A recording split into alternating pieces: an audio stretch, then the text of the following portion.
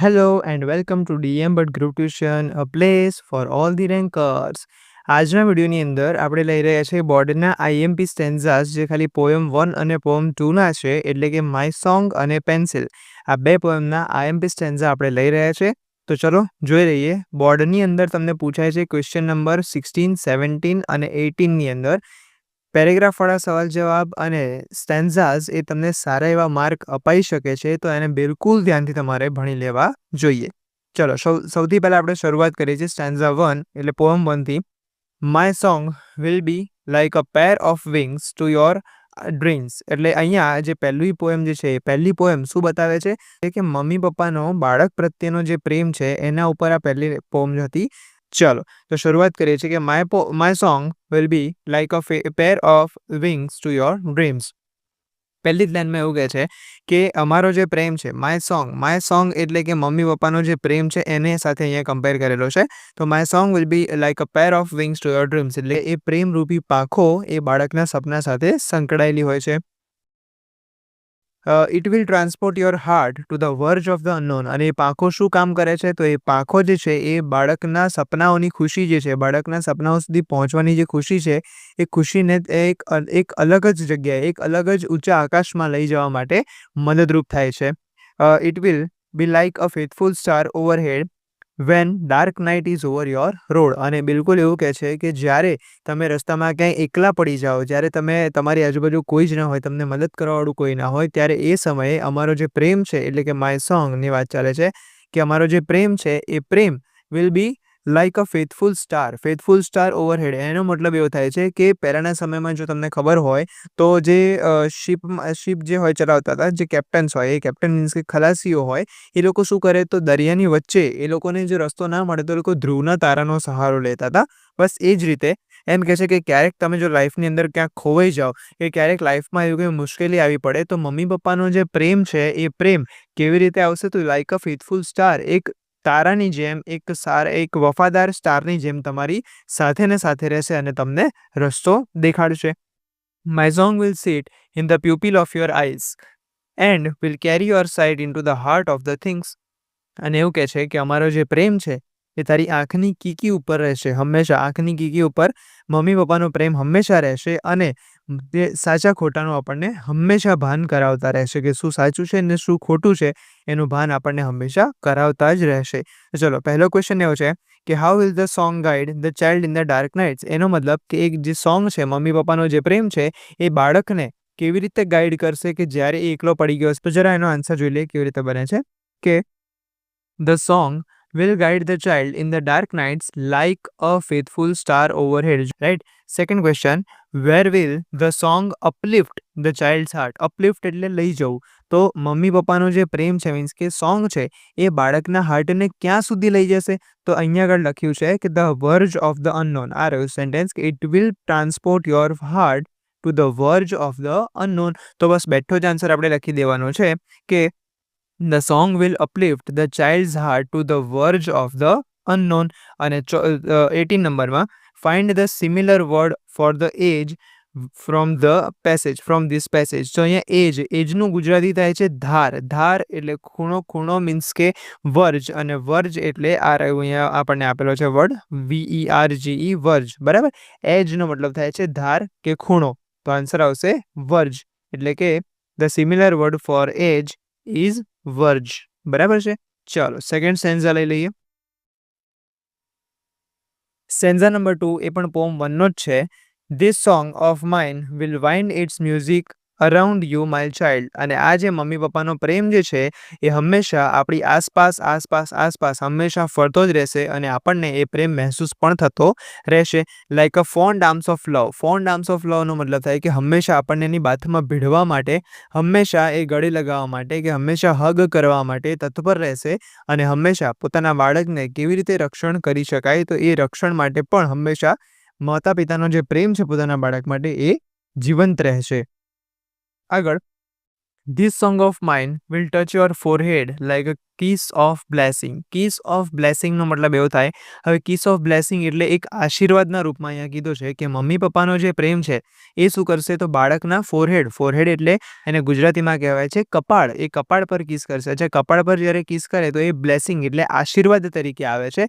તો એ બાબતનું આપણે ખાસ ધ્યાન રાખવું. તો this song of mine will touch your forehead like a kiss of blessing. ચલો ક્વેશ્ચન જોઈ લઈએ. What will the song do? તો સોંગ શું કરશે? તો song the song of mine will win its music around you. You એટલે કોની વાત ચાલે છે? તો ધ ચાઇલ્ડની વાત ચાલે છે. તો આન્સર કેવી રીતે લખશો?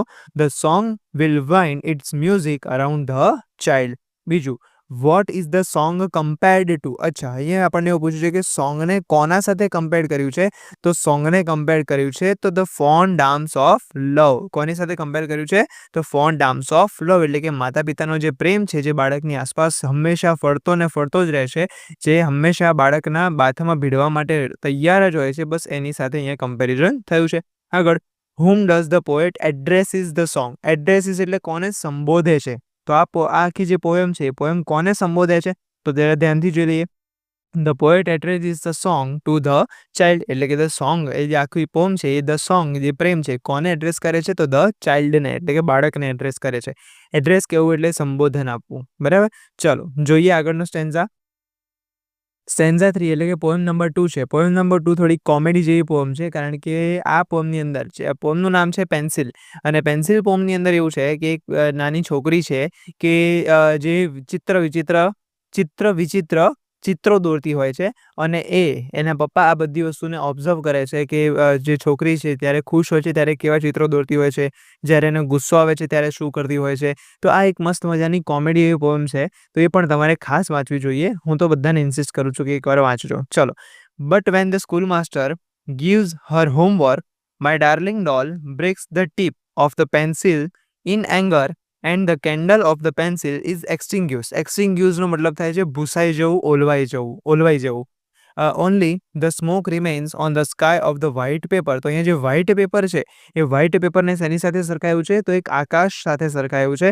અને જ્યારે સ્કૂલના માસ્ટર છે, સ્કૂલના ટીચર જ્યારે એને જે છોકરી છે છોકરીને હોમવર્ક આપે છે ત્યારે એને બહુ જ ગુસ્સો આવે છે. તમને બધાને પણ એવું થાય ને કે શું યાર ટીચર પણ હોમવર્ક આપ કરે છે, એટલે તમને એમાં પણ ગુસ્સો આવે કે સ્કૂલના ટીચર હોમવર્ક આપ્યું, નહીં કરવું, ગુસ્સો આવી ગયો. ટ્યુશનના ટીચરે હોમવર્ક આપ્યું, શું હોમવર્ક આપ કરે છે, બધી વખતે હોમવર્ક જ કરવાનું, એટલે આપણને ગુસ્સો આવે, રાઈટ. તો અહીંયા પણ જે છોકરી છે છોકરીને પણ અહીંયા ગુસ્સો આવે છે કે સ્કૂલના ટીચરે એને હોમવર્ક આપ્યું છે, અને એ શું કરે છે? તો એ એંગ્રી થઈ જાય છે, ગુસ્સે થઈ જાય છે, અને એમાં એ શું કરે છે? તો breaks the tip of the pencil. Tip એટલે અણી. તો ગુસ્સામાં પેન્સિલની અણી તોડી નાખે છે. અને હવે એ જે પેપર છે વ્હાઇટ પેપર પર શું વધ્યું છે? ખાલી તો એ જે અણી તોડી હતી, બસ એ અણી અને જે તૂટેલી પેન્સિલ છે એ. એટલે અહીંયા જે પોએટ છે એ પોએટે શેની સાથે સરખાયું છે? તો એમ કહે છે કે and the candle of the pencil is extinguished. Candle એટલે જે અણી હતી એ અણીને એક આગની રીતે બતાવી હતી, એક કેન્ડલની રીતે, કેન્ડલની જે જ્યોત હતી ને બસ એ જ્યોતની રીતે બતાવી હતી. ને એમ કહે છે કે જ્યારે છોકરી અણી તોડે છે એનો મતલબ કે જે કેન્ડલ છે એ કેન્ડલ મીન્સ કે પેન્સિલની વાત ચાલે છે, તો જે કેન્ડલ છે એ ઓલવાઈ જાય છે. અને વ્હાઇટ જે સ્મોક છે, સ્મોક મીન્સ કે હવે જે પેપર જે વધ્યું છે વ્હાઇટ પેપર, એ આખું સ્કાયને એની સાથે કમ્પેર કર્યું છે. તો paper is equal two sky. તો સ્કાયમાં હવે ખાલી ધુમાડો રહી ગયો છે, બાકી કશું હવે કોઈ સ્ટ્રેન્જ પિક્ચર દેખાતું નથી. ચલો આગળ જોઈએ. What makes the little girl angry? કે નાની જે છોકરી છે એને કઈ વસ્તુ ગુસ્સો દેવડાવે છે? તો જ્યારે એના સ્કૂલ માસ્ટર એને હોમવર્ક આપે છે એ વસ્તુ એને ગુસ્સો આવે છે. બરાબર. તો લખશો કેવી રીતે એનો આન્સર? કે the homework given by the school master makes the little girl angry. એનો મતલબ કે જે સ્કૂલ માસ્ટર એને હોમવર્ક આપે છે એ વસ્તુ એને ગમતી નથી, અને એ જ સમયે જે છોકરી છે એ ગુસ્સે થાય છે. આગળ, the pencil is compared with. હવે પેન્સિલને કોની સાથે કમ્પેર કરી છે? તો પેન્સિલને કમ્પેર કરી છે કેન્ડલ સાથે. મેં તમને હમણાં જ કીધું કે કેન્ડલ ઓફ ધ પેન્સિલ, બરાબર છે. And the candle of the pencil is extinguished. એટલે પેન્સિલને કમ્પેર કરી છે ડાયરેક્ટ કેન્ડલ સાથે, કારણ કે આ જે પોમ તમે જો પ્રોપરલી વાંચશો તો એમાં એવું છે કે એક ઉપમા આપી છે, મીન્સ કે એક આમ એક્ઝામ્પલ આપ્યા છે કે કમ્પેરિઝન કર્યું છે કે જે પેન્સિલ છે એ પેન્સિલને કેન્ડલ સાથે સરખાય છે, પેન્સિલની જે અણી છે એટલે કે એની જે ટીપ છે એ કેન્ડલની જ્યોત સાથે સરખાય છે, અને જે પેપર છે એ પેપરને ખુલ્લા આકાશ સાથે સરખાયું છે. બરાબર. તો અહીંયા જે જ્યારે પેન્સિલની અણી તોડે છે એનો મતલબ કે જે ટીપ હોય છે, ટીપ તોડે છે એ ટાઈમે જે કેન્ડલની જે જ્યોત હોય છે, જ્યોત ઓલવાઈ જાય છે, બુઝાઈ જાય છે અને પછી ખાલી ને ખાલી શું વધે છે તો ધુમાડો વધે છે અને એ શેની પર તો જે વ્હાઈટ કલરનું પેપર છે એ વ્હાઈટ કલરના પેપર પર એટલે જાણે કે ખુલ્લા આકાશની અંદર ખાલી એક ધુમાડો રહી ગયો હોય એવું અહીંયા આગળ કમ્પેરિઝન બતાવ્યું છે. ચલો 18 number, what is field with smoke? તો શું ફિલ્ડ થયું છે સ્મોકથી? તો the white paper is field with smoke. અહીંયા લખ્યું છે બરાબર. Only the smoke remains on the sky of the white paper. એટલે વ્હાઇટ પેપરને સ્કાયની સાથે સરખાયેલું છે અને વ્હાઇટ પેપર હવે ખાલી શું વધ્યું છે તો ખાલી સ્મોક જ એકલો વધ્યો છે. ચલો આગળ જરા જોઈએ. સ્ટેન્ઝા 4 એ પોએમ નંબર 2 ની જ છે. માય ડાર્લિંગ ડોટર, એટલે જે જેમણે પોએમ લખી છે બરાબર, કે માય ડાર્લિંગ ડોટર. ડોટર એટલે જે ઓલી છોકરીની વાત ચાલે છે જેને સ્કૂલ માસ્ટર હોમવર્ક આપે તો એને ગુસ્સો આવે છે, બસ તો એના પપ્પા એવું બોલી રહ્યા છે કે my darling daughter in her ecstasy. એક્સટેસીનો મતલબ કે જ્યારે છોકરી અત્યંત ખુશ હોય છે, અત્યંત એ ખુશી અનુભવતી હોય છે, is busy drawing strange pictures. એ ટાઈમે જ્યારે અત્યંત ખુશ હોય છે ત્યારે શું કરતી હોય છે તો ચિત્ર વિચિત્ર ચિત્રો દોરતી હોય છે, કે સ્ટ્રેન્જ ટાઈપના પિક્ચર્સ દોરતી હોય છે. But when the school master gives her homework my darling daughter breaks the pencil in anger. અને પણ જ્યારે એ ખુશ હોય છે ત્યારે સ્ટ્રેન્જ પિક્ચર્સ દોરતી હોય છે, પણ જ્યારે એના સ્કૂલના ટીચર જ્યારે એને હોમવર્ક આપે છે એ ટાઈમે શું કરે છે તો પેન્સિલની અણી તોડી કાઢે છે અને એ ગુસ્સામાં બધી વસ્તુ તોડફોડ કરે છે. બરાબર. ચલો તો ક્વેશ્ચન વાંચી લઈએ પહેલા. Vote does the little girl like? તો નાની બાળકી જે છે, નાની છોકરી જે છે એને શું ગમે છે તો ડ્રોઈંગ સ્ટ્રેન્જ પિક્ચર્સ. બરાબર. તો લખશો કેવી રીતે? The little girl likes to drawing strange pictures. કેમ લાઇક્સ આવ્યું? અહીંયા આપણે સેન્ટેન્સમાં શું આપ્યું છે? ડઝ, તો નીકળી જશે અને વર્બને શું લાગે? ક્રિયાપદને એસ કે ઈએસ લાગે. બરાબર છે. ચલો તો આન્સર શું બન્યો?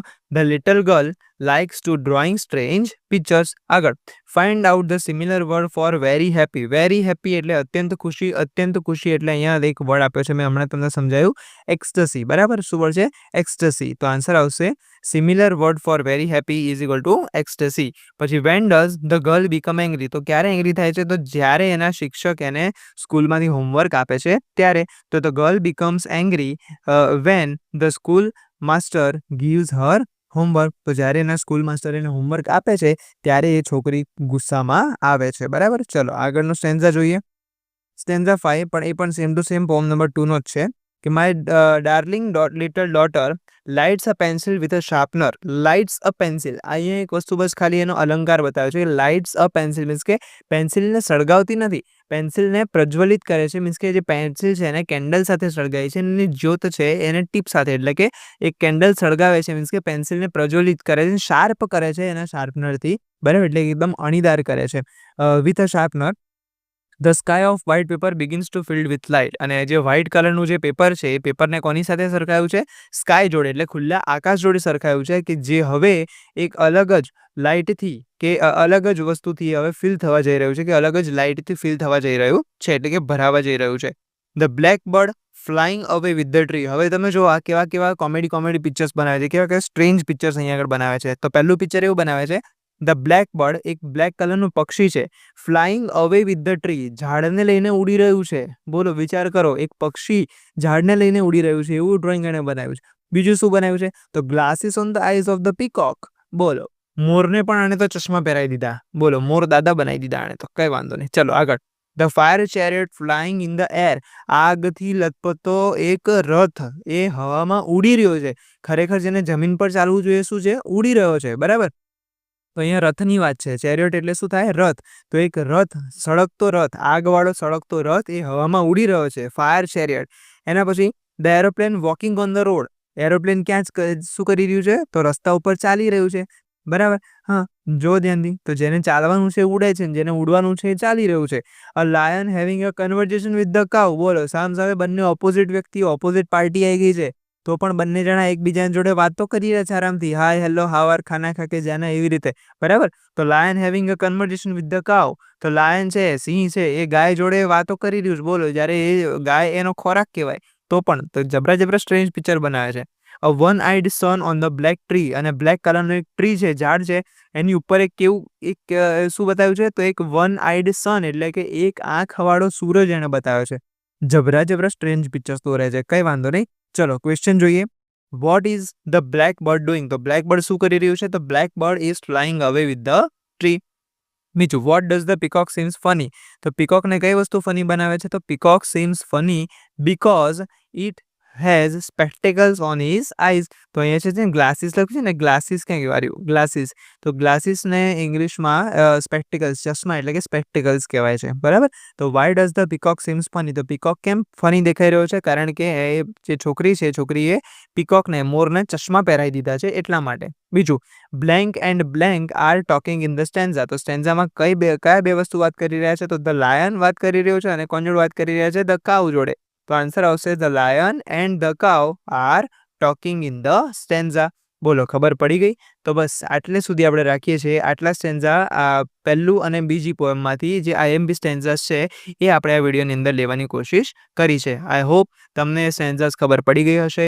બહુ જલ્દીથી મળીએ છીએ નવા વિડીયો સાથે. Till then Keyur sir is signing off. Thank you. By.